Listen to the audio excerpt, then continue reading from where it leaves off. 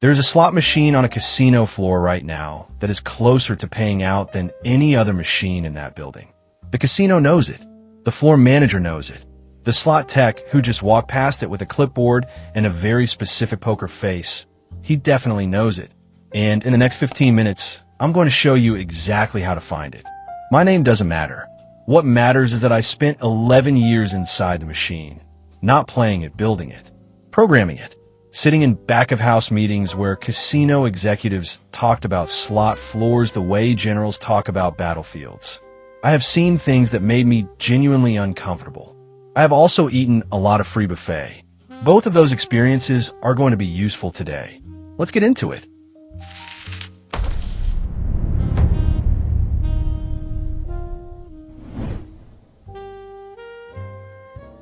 The par sheet, the document they really don't want you to know exists. Every slot machine ever manufactured comes with a document called a par sheet. Par sheet stands for Probability Accounting Report, and it is, without exaggeration, the most important piece of paper in any casino, and the one you will never, ever be allowed to see. The par sheet is essentially the machine's confession. It tells you the payback percentage, how much of every dollar wager the machine returns to players over time. It tells you the hit frequency, how often the machine produces any winning combination. It tells you the volatility rating. It tells you the exact mathematical weight of every symbol on every reel. It is, in the most literal sense, the machine's source code translated into financial terms.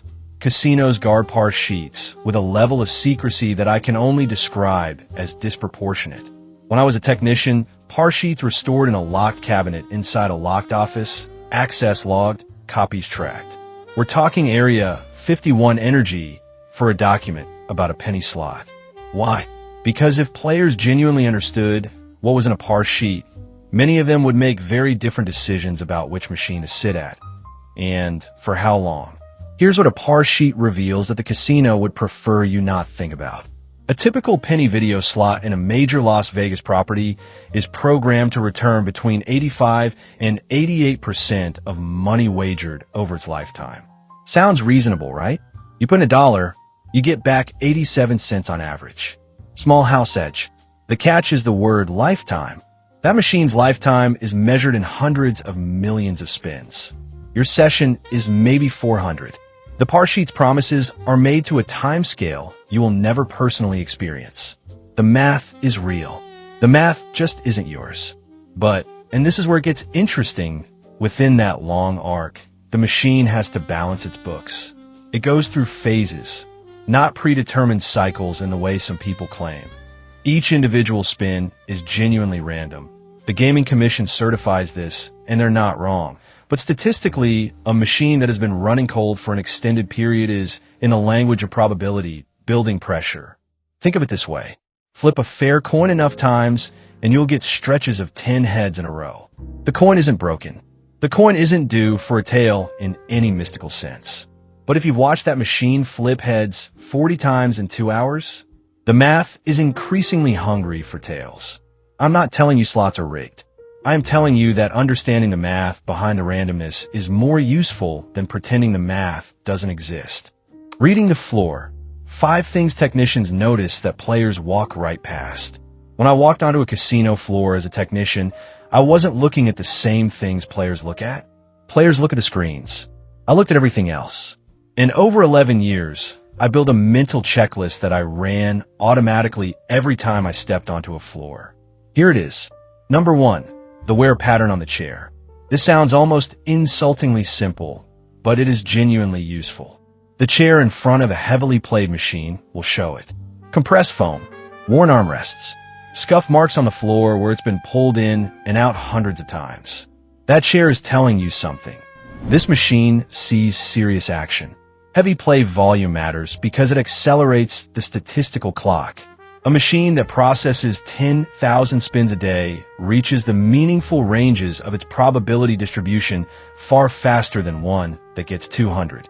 High-volume machines cycle through hot and cold phases faster, which means if you're looking for a machine that has been running cold and is mathematically building toward a correction, a busy machine will get there faster than a quiet one. Number 2. The coin-in versus payout history. Modern slot machines track everything internally. Total money inserted since last reset, total money paid out, number of games played, number of bonus rounds triggered. Technicians access this through a diagnostic menu that requires a key and a password. You don't have the key or the password. What you can do is observe. Watch a machine for 15 minutes before you sit down. Are people inserting significant amounts and walking away with nothing? Is the machine quiet? No bonus rounds, no significant hits, no reactions from players? That machine is accumulating. Conversely, a machine that just paid a large jackpot has essentially reset its short-term statistical balance. Walk past it. I used to call this the cold shoulder test. If the machine looks like it's been ghosting everyone who's tried to talk to it today, that's information. Number 3, the progressive meter, and specifically where it is in its range. This is the one genuinely actionable advantage play tip I can give you. And unlike most slot strategies, it is mathematically defensible. Some slot machines carry a must-hit-by progressive jackpot. This means the jackpot has a hard ceiling, a maximum value at which it is guaranteed to trigger. The must-hit amount is typically displayed, or can be inferred from the jackpot's behavior over time. If a must-hit progressive is displaying a value within a few $100s of its ceiling, the expected value of playing that machine has shifted. Someone is going to win that jackpot. It might be you, or it might be the gentleman who just sat down right as you finished reading this sentence. But the probability is real, it's computable, and it's one of the few situations where the math genuinely moves in the player's direction. This is not a myth. This is not a gut feeling. This is how expected value works, and casinos know it, which is why they don't advertise must-hit-by amounts prominently. Number 4, denomination. Higher denomination machines, dollar slots, $5 slots, are consistently programmed to higher payback percentages than lower denomination machines. This is not a secret. Gaming Commission data confirms it publicly in most jurisdictions. A dollar machine might be programmed to 95% payback. A penny machine in the same casino might be running at 86%. The house edge on the penny machine is literally more than twice as large. The reason casinos can sustain higher payback on dollar machines is volume. Each spin generates more revenue. The math still works for them. But for you, dollar for dollar played, the higher denomination machine is simply a better game. I watch players walk past $5 machines every day to go lose their money faster on penny slots because the penny bet felt safer. I wanted to gently suggest they reconsider. I did not, because my job description did not include that. Number 5, location on the floor. This one has changed significantly in the last 20 years, and most of the conventional wisdom you've read online is outdated.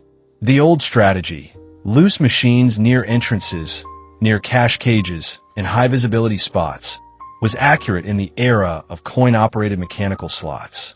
Casinos wanted visible winners to draw people in. The machine by the door was the advertisement. That logic still applies, but the location has shifted.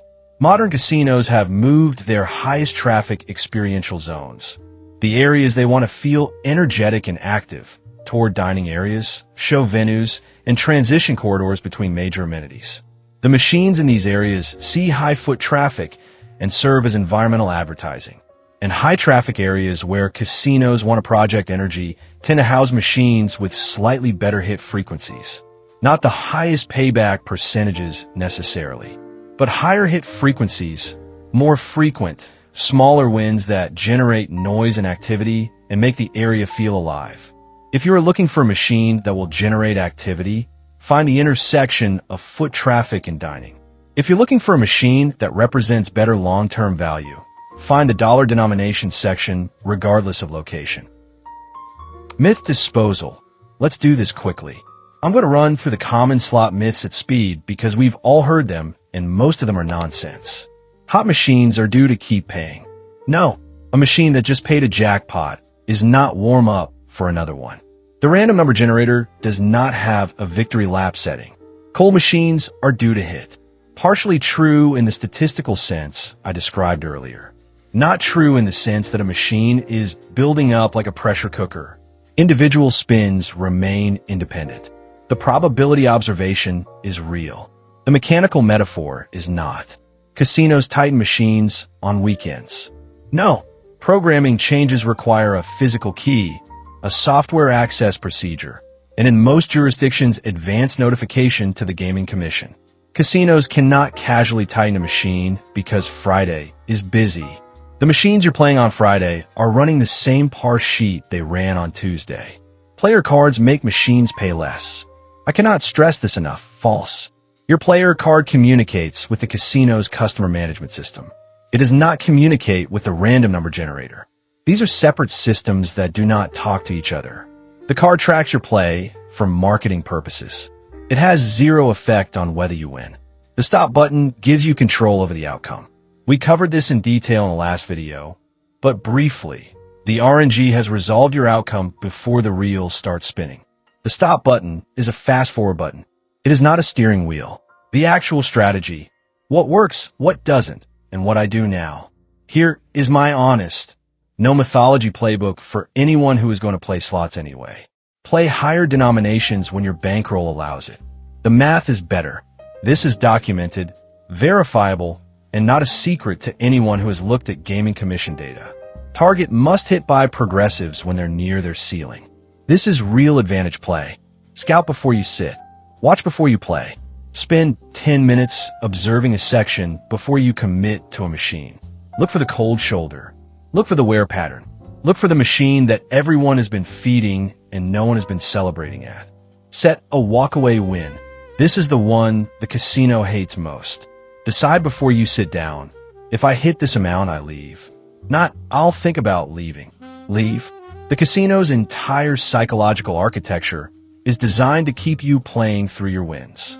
The free drinks, the congratulatory lights, the keep-going energy of the floor. All of it is calibrated to make sure you hand back what you just won. The only defense is a pre-committed exit number and the discipline to honor it.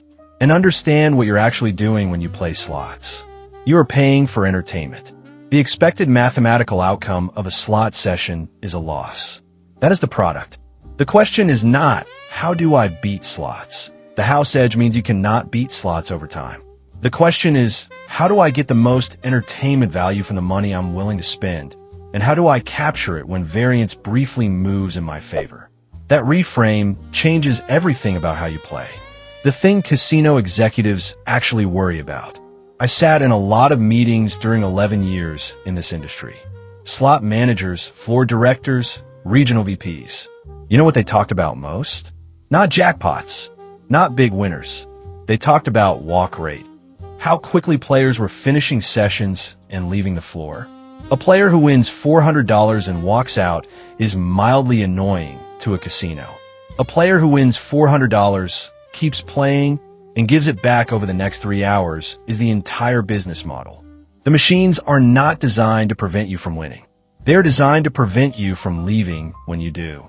The architecture, the sound design, the free drinks, the loyalty card algorithm, everything we've covered across this channel is a retention system. It is a keep you in the building system. The house edge is patient. It just needs time. The most dangerous thing you can do to a casino's bottom line is win something and immediately leave. They have no counter strategy for that. The whole system assumes you'll stay. Leave, and the system fails. That's the real secret. Not which machine is about to hit, though now you have a better framework for finding it. The real secret is that the casino's greatest vulnerability is a player with a win goal, a watch, and absolutely no sentimentality about leaving money on the table. Be that player. That's Intel report number 2. Next time we're going somewhere that makes this look like a light introduction. We're breaking down casino surveillance and how modern properties use behavioral biometrics to identify advantage players before they've won enough to matter. If that sounds like something worth knowing, subscribe. Drop a comment. Hit the notification bell. Stay sharp. And for the love of everything, when you hit your number, leave.